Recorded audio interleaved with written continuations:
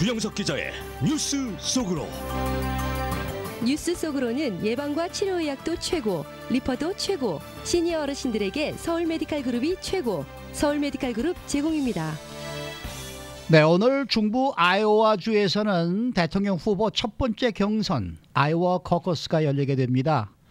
특히 민주당 대선 경선 판세가 막판 요동치고 있는 데다가 항상 대선 향방을 가를 풍향계 역할을 해왔다는 점에서 오늘 치러지는 아이오 커커스에 관심이 집중되고 있는데, 최근 들어서는 버니 샌더스 상원 의원이 엄청난 기세를 올리고 있습니다. 주영석 기자. 네, 안녕하십니까.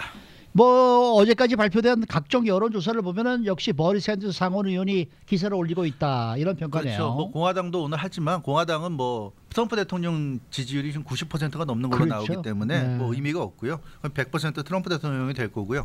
결국 이제 모든 관심은 민주당에 쏠립니다. 그렇죠. 민주당에 쏠리고 있는데, 민주당 대선 경선 구도가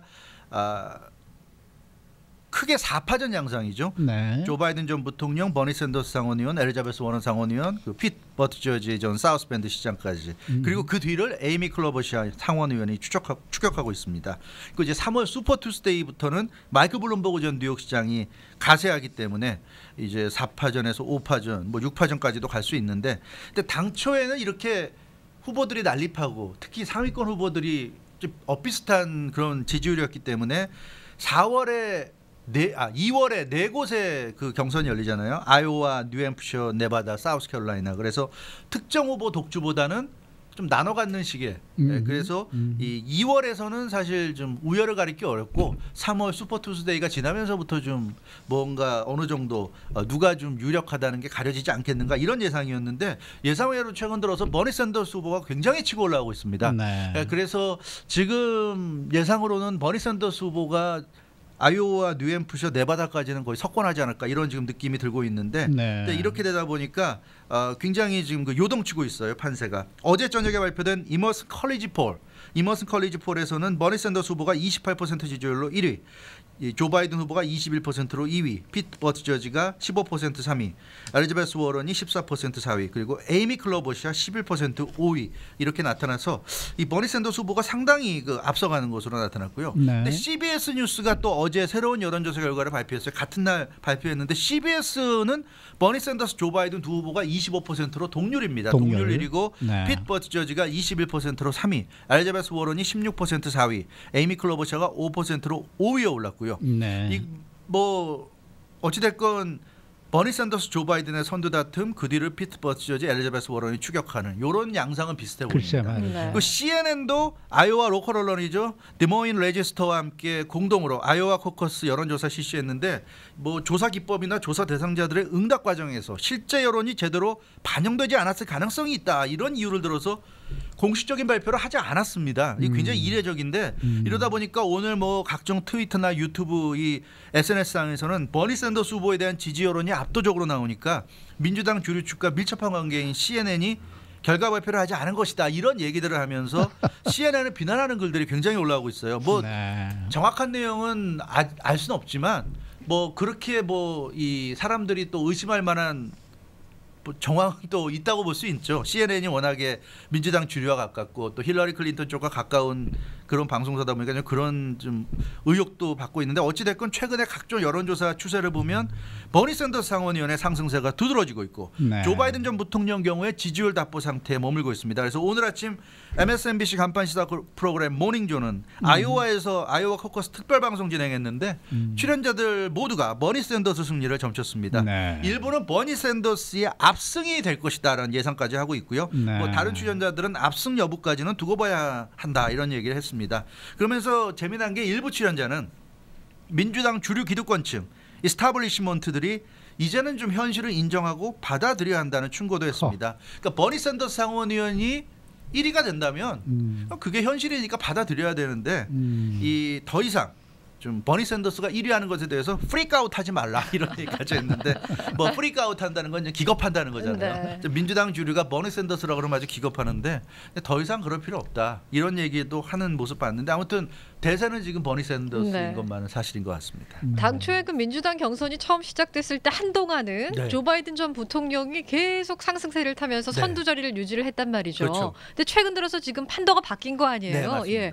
버니 샌더스 상원 의원이 이렇게 치고 올라오는 이유 어디 있다고 보십니까? 역시 진보 세력의 결집이고요. 민주당 내에서 진보층이 점점 더 늘어났다. 이게 큰 것 같아요. 그러니까 구체적으로 진보층 중에서 역시 젊은 층들의 절대적인 지지가 바탕이 된 것 같습니다. 앞서 이 이머슨 컬리지 폴에서 어제 발표된 이머슨 컬리지 폴에서 버니 샌더스 후보가 28%, 조 바이든이 21%라고 나왔는데 여기서 보면 18살에서 32살 사이 젊은 층들에 대한 또 이 이머슨 컬리지 폴의 그 발표가 있었는데 버니 샌더스 후보가 39%로 뭐 압도적인 일이고요. 네. 엘리자베스 워런 후보가 18%로 2위입니다.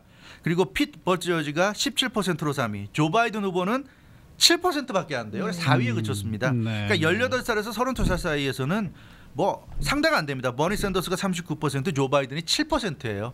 이 정도니까 이 역시 그 젊은 층들의 10대 후반, 20대, 30대까지 젊은 층들의 압도적인 지지가 버니 샌더스의 기반이 아닌가.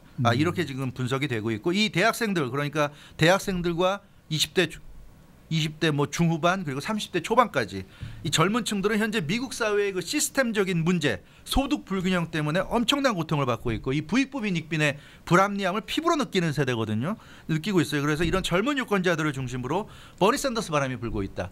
단순히 대통령을 바꾸는 민주당에서 대통령이 나오는 게 중요한 게 아니라 아예 미국을 변화시킬 수 있는 그런 사람이 돼야 된다. 이런 생각으로 버니 샌더스 후보에 대한 열렬한 지지를 나타내고 있습니다. 그리고 엘리자베스 워런 후보가 이 18살, 32살 사이에서 18%로 2위니까 두 후보를 합치면 이 몇 퍼센트입니까? 57%예요. 그렇죠. 엄청나죠. 그러니까 젊은 층들 사이에서는 진보가 거의 60%에 달하고 있다. 압도적이라는 거죠. 네, 그렇기 때문에 버니 샌더스 캠프는 이번 아이오와 코커스는 물론이고 다음 주 화요일 2월 11일 열리는 뉴햄프셔 프라이머리에서도 버니 샌더스 후보가 승리할 가능성이 높다는 그런 자신감에 차 있고요. 투표율만 높다면 압승을 거둘 것이라는 확실한 분위기입니다. 그 반면에 조 바이든 전 부통령 측은 한 달여 전부터 여론의 흐름이 좋지 않다는 것을 인정하고 있고요. 조 바이든 전 부통령은 흑인들의 전폭적인 지지를 받고 있어서 이 2월 마지막 경선 사우스캐롤라이나 프라이머리, 사우스캐롤라이나는 흑인들이 많기 때문에 네. 사우스캐롤라이나 프라이머리에서는 승리가 유력하지만 과연 그 전까지 버틸 수 있느냐 이게 이제 관건인 것으로 보여집니다. 그래서 조 바이든 전 부통령 캠프는 아이오와 뉴햄프셔, 네바다 이 세 곳에서 이 버니 샌더스 바람을 버텨내야 된다. 여기에 지금 사활을 걸고 있고 그래서 그 시작인 오늘 아이오와 코커스에서 어떤 결과가 나올지 조 바이든 캠프 상당히 지금 긴장하는 모습입니다. 이 버니 샌더스 후보가 뭐 젊은 층에서 인기가 많다라는 이제 말씀을 해주셨는데 이 젊은 층은 또 투표를 잘 안 한단 말이에요. 이 사람들이 좀 나와서 이렇게 투표를 하면은 정말 이 도움이 많이 될 텐데 어쨌든 조 바이든 전 부통령이 지난 2, 3주 동안에 매우 이 좀 뭐랄까 지지율 정체 현상 때문에 좀 걱정을 많이 하는 그런 모습이 보여요. 네, 그렇습니다. 조 바이든 전 부통령이 가장 고심하는 부분은 이번 아이오와 코커스 결과에 대한 불투명성이 크다는 겁니다. 그러니까 버니 샌더스 상원 의원은 여러 여론조사 감안하면 오늘 아이오와 코커스에서 1위가 거의 확실해 보이고요. 설사 1위를 놓치더라도 1위와 거의 근소한 차이의 2위 가능성이 높습니다. 그 이외의 시나리오는 없다는 게 거의 모든 전문가들, 뭐 기자들, 언론들의 공통적인 관측이에요. 버니 샌더스는 이번에 아이오와 코커스 오늘 1위 아니면 근소한 차이 2위. 그 이외의 시나리오는 없다. 버니 샌더스가 근소한 차이 2위 밑으로 내려갈 가능성은 없다고 보고 있고 근데 문제는 조 바이든 같은 경우는 여러 가지가 있어요. 희박하지만 1위를 차지할 가능성 뭐 이건 지금으로서 거의 그렇게 되긴 어려워 보이지만 어찌됐건 1위를 차지할 가능성에 대한 칠락 같은 희망도 보이고 있고 2위, 3위, 4위까지도 지금 내려갈 수 있다는 예측이어서 어떤 결과가 나올지 전망하기가 어렵습니다. 이것 때문에 이 조 바이든 캠프도 상당히 긴장하고 있는데 뭐 근소한 차이라도 1위를 할 수만 있다면 최선이고 1위를 못하더라도 근소한 차이로 2위 한다면 그것만 해도 최근에 버니 샌더스의 기사를 보면 성공이다 이렇게 보는 것 같아요. 근데 문제는 2위를 하더라도 1위 버니 샌더스와 큰 차이를 보인다거나 아니면 2위도 못 지키고 3위나 4위까지 내려간다면 엄청난 타격이라는 거죠. 예를 들어서 버니 샌더스 상원의원이 오늘 아이오와 코커스에서 뭐 한 27%로 1위를 하는데 조 바이든 전 부통령이 15%로 2위 한다.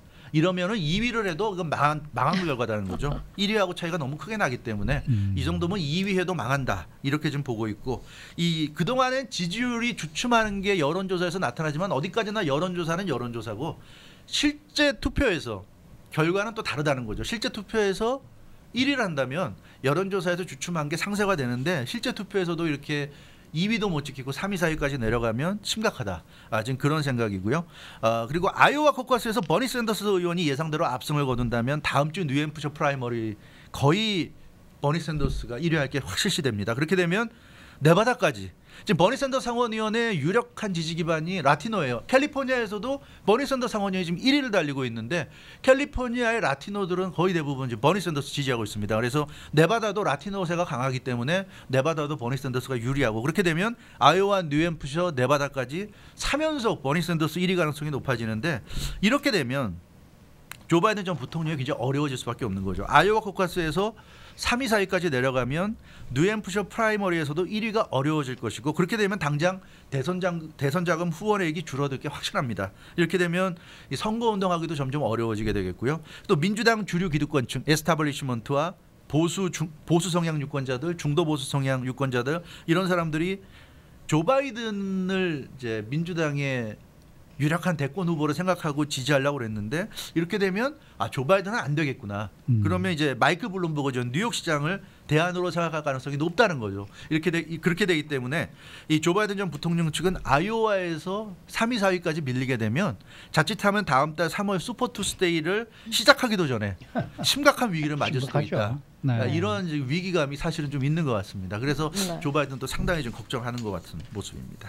아이오와 코커스는 뭐 결과도 굉장히 기대가 되지만 그 과정이 굉장히 흥미롭잖아요. 그렇죠. 예. 그리고 민주당 아이오와 코커스 같은 경우에는 당원 대회이기 때문에 일반적인 선거하고는 다른 방식으로 치러지잖아요. 네, 그렇습니다. 그래서 선거는 하루 종일 열리잖아요. 근데 이 아이오와 코커스는 코커스이기 때문에 당원대회이기 때문에 동부 시간 저녁 8시에 시작됩니다. 아이오와 현지 시간으로는 저녁 7시에 시작되고요. LA 시간으로 이제 오후 5시부터 시작되는데 이 하루 종일 치러지는 일반 선거와 달리 그러니까 뭐 아침 6시부터 저녁 8시까지 중에 아무 때나 내가 시간 될 때 잠깐 투표소 가서 투표하고 오면 되는데 그게 아니죠. 그게 아니죠. 아이오와 코커스는 정해진 시간에 정해진 장소에 있어야 한 표를 행사할 수 있습니다. 당원들만의 대회이기 때문에 그래서 오늘 아이오와주에는 총 1681곳에서 코커스가 열리게 되고요. 각자가 거주하는 지역에 정해진 장소로 가서 참여하는 방식입니다.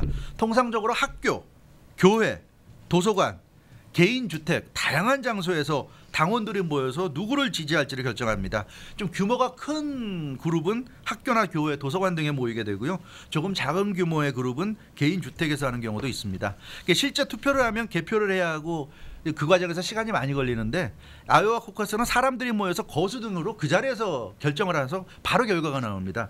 미국에서는 Gathering of Neighbors 그러니까 이웃들의 모임으로 표현하는데 한국으로 치면 마치 반상회에서 투표한다 이렇게 생각하면 거의 비슷한 느낌이 딱 와닿네요. 반상회 하시니까.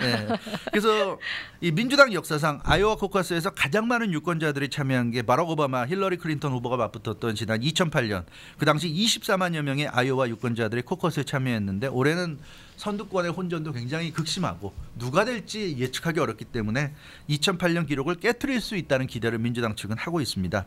특히 이번에는 세럴라이 코커스가 열릴 예정인데요.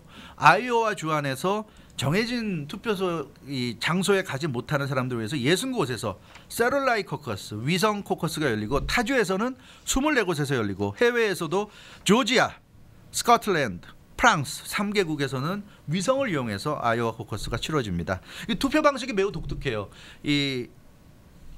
그런 장소에 저녁 7시죠. 아이오와 시간으로 7시에 모여서 투표하는데 코커스 참석자들이 자기가 지지하는 후보 한 명을 밝히면 그 후보 팻말 뒤에 가서 줄을 서는 식으로 후보별 투표수를 집계 하게 되겠죠. 그것도 재밌어요. 1차 집계 코커스마다 어느 후보가 몇 표를 받았는지 이제 세게 되는데 15%가 최소 득표율입니다. 컷오프인데 이 15%를 못 받으면 그 후보 지지표는 집계되지 않고 탈락입니다. 1차 투표에서 15%를 넘긴 후보를 지지한 사람들은 그 지지 후보를 바꿀 수가 없어요. 왜냐하면 그 후보들은 올라갔기 때문에 바꿀 수가 없고 15%를 넘기지 못한 후보를 지지한 사람들은 사표가 되는 게 아니라 그 사람들이 2차 투표를 하게 되는데 15%를 넘긴 후보 중에 한 명을 선택하는 거죠. 그렇기 때문에 이 굉장히 독특합니다. 그래서 15%를 넘기지 않은 후보들끼리 한 명을 이제 몰아주기 할 수도 있는데 그렇기 때문에 15%를 넘긴 유력한 후보 지지자들이 동료 주민들의 표를 자기가 지지하는 후보로 끌어오기 위해서 이 아이오와 코커스 장소 곳곳에서는 치열한 토론이 벌어집니다. 반상회하면서 대화하듯이 토론하는데 아마 버니 샌더스, 엘리자베스 워런, 조 바이든, 피트 버티저 4명은 15%를 넘길 거예요. 그러면 나머지 후보를 지지하는 유권자들 중에 누굴 선택할 것이냐. 그래서 이 변수가 2차 후보로 가장 많이 지금 꼽힌 후보가 엘리자베스 워런입니다. 그렇기 때문에 2차로 갔을 때 엘리자베스 워런의 득표가 늘어날 수도 있다는 예상도 있고 아무튼 재미있는 방식이에요. 그래서 2차까지 가가지고 그 소그룹별로 그러니까 코커스가 열리는데 그 소그룹에서 선택받은 이 후보가 결국 그 아이오와 이 코커스가 열리는 아이오와 코커스가 열리게 되는 그 곳에서 합산이 되는 거죠. 아이오와 주도인 그 네모나에서 열리는 주 전체 코커스에 이제 보내집니다. 그래서 선거인단을 확보하게 되는 그런 방식이 되겠는데 앞서서 버니 샌더스 후보 지지자가 젊은 층이어서 실제 투표를 참석 안 한다고 하는데 코커스는 다릅니다. 저녁에 7시에 하기 때문에 코커스는 대학생들이 많은 후보가 굉장히 유리합니다. 왜냐하면 대학생들은 다 일과가 끝나고 참가하기 때문에 그래서 대학생들과 리타이어한 사람들이 가장 코커스에서는 위력을 발휘합니다. 리타이어한 사람들은 할 일이 없기 때문에 그래도 여유가 많기 때문에 코커스에 많이 참가하고요. 대학생들도 코커스에는 뭐 거의 다 참가합니다. 대신에 코커스에 못 나가는 사람들이 누구냐면 직장인들 7시까지 가니까 굉장히 어렵잖아요. 어렵기 때문에 일이 있는 사업을 하는 사람이나 자영업하는 사람이나 직장에서 일하는 사람들이 코커스에는 참가하지 못하는 경우가 많아서 아마 버니 샌더스 후보가 아이오와 코커스는 대승을 거둘 가능성이 높다는 게 바로 이 코커스 방식 때문에 대학생들 젊은 층들이 대거 이번에 아이오와 코커스에서 참가할 가능성이 높아 보이는 그런 모습입니다. 근데 어찌 됐건 이 민주당이 이번에 그래서 방식을 좀 바꾼 게 뭐냐면 이렇게 1차, 2차를 거쳐서 마지막 결과가 나오는데 2016년 같은 경우 보면 그 힐러리와 버니 샌더스 두 사람이 맞붙었던 결과 아이오와에서 힐러리 클린턴 49.9%, 버니 샌더스 49.6%, 0.3% 차이로 힐러리가 1위를 차지했는데 그 당시 버니 샌더스 후보 측에서 정확히 어디서 몇 표가 나와서 그렇게 된 거냐고 물어봤는데 아이오와 민주당이 그 답변을 못했어요. 그 답변을 해줘야 되는데 원래는 답변을 못했습니다. 그러니까 어떻게 1차, 2차 투표 합쳐서 그렇게 0.3% 차이가 나냐를 설명을 못했기 때문에 이번에는 1차 투표 결과, 2차 투표 결과 그리고 최종 투표 결과를 전부 다 공개한다고 합니다. 투명성을 기한다고 하는데 아무튼 아이오와 코커스가 이제 경선의 시작이고 누가 이길지 알 수 없는 상황인데 지금으로서는 버니 샌더스가 상당히 좀 유리하지 않나 싶은데요. 아마 내일 이 시간에는 이 소식을 전해드릴 수 있을 것 같은데 재밌겠네요. 예상대로 버니 샌더스 후보의 압승이 될런지 조 바이든 후보가 상당히 그 뒤로 밀리면서 고전할런지 아니면 또 예상을 뒤엎는 결과가 나올지 이거 좀 오늘 지켜봐야 될 것 같습니다. 그러니까 뭐 빨리 마무리가 된다 그러면은 LA 시간으로 오늘 밤에 이제 나올 것이고 그게 좀 더 늦어진다 그러면은 내일 아침 새벽까지 가지 않을까 이런 생각이 드는데 아침 뉴스 전해드릴 때는 나와 있을 거예요. 결과를 알려드릴 수 있으라고 봅니다. 저도 정말 상당히 기대가 됩니다. 이게 도대체 누가 이길지 말이죠. 재미가 있을 것 같아요. 재미가 있을 거예요. 어제 슈퍼볼보다 날지도 모르겠어요. 수고 많으셨습니다. 주영석 기자였습니다.